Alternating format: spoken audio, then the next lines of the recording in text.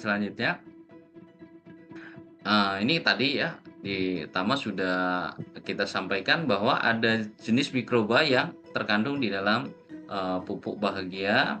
Itu ada Paeanibacillus, fungsinya untuk menambah nitrogen, kemudian menghasilkan antibiotik untuk mencegah jamur, kemudian ada Pseudomonas florensis, itu fungsinya untuk memecah fosfat, kemudian memecah kalium. Rhizobium sp itu untuk merombak unsur organik, kemudian mengurai nitrit, kemudian menambah nitrogen. Jadi ini ada unsur yang bisa mengolah asam-asam atau tanah yang masih bersifat asam. Kemudian ada ZPT ya untuk pengatur pertumbuhan, kemudian meningkatkan penyerapan nutrisi tanaman, kemudian ada mineral yang fungsinya memperkuat tanaman dari berbagai penyakit atau sistem imunitas ya, kemudian meningkatkan kualitas dan kuantitas hasil panen. Nah, kemudian juga sebenarnya ada beberapa jenis mikroba yang kita masukkan juga seperti Aspergillus ya, Mycorrhiza dan Bacillus subtilis juga ada, tetapi kita tidak terlalu dipublish ya masalah ini, tentang mikroba-mikroba yang lainnya. Slide selanjutnya. Nah, cara penggunaannya ya kalau secara umum tadi bisa dengan cara difermentasi ya, bisa difermentasi satu bungkus bisa difermentasi dengan air 100 liter ya, satu bungkus itu 500 gram.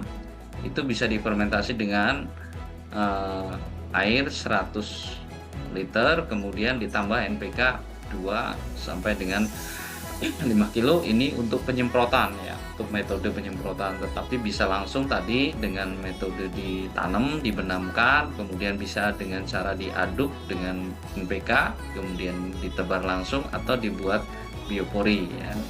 Nah, fungsi dari fermentasi itu lebih efektif.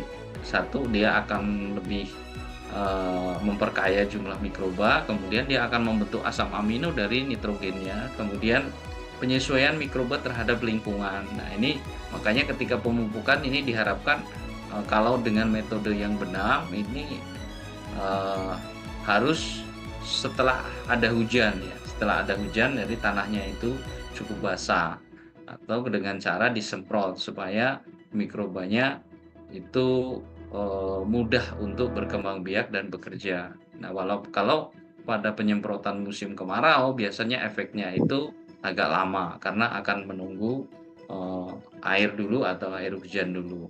Nah, seperti itu. Jadi kalau untuk tanaman-tanaman sayur dan sebagainya itu penggunaan dalam penyemprotan itu diperbanyak airnya ya, ketika dia menggunakan NPK itu hanya 1 kilo, 2, 3 kilo saja.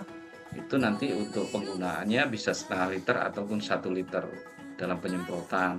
Nah, tetapi kalau untuk tanaman keras itu bisa menggunakan 3 sampai 5 liter seperti sawit itu, sehingga kalau 3 liter itu bisa, kalau 100 liter difermentasi bisa menjadi kurang lebih 30 tangki ya. 30 tangki itu kalau untuk semprot itu bisa untuk 3 hektar itu kalau bisa nyemprotnya ya. Jadi kalau bicara hemat cukup hemat sekali dengan cara difermentasi itu terbuka ya. Terbuka ini artinya tidak tertutup rapat karena mikrobanya adalah jenis yang membutuhkan udara. Nah, kemudian penyemprotannya waktunya itu di bawah jam 9 ya, di bawah jam 9 atau sore sekalian, itu yang lebih efektif.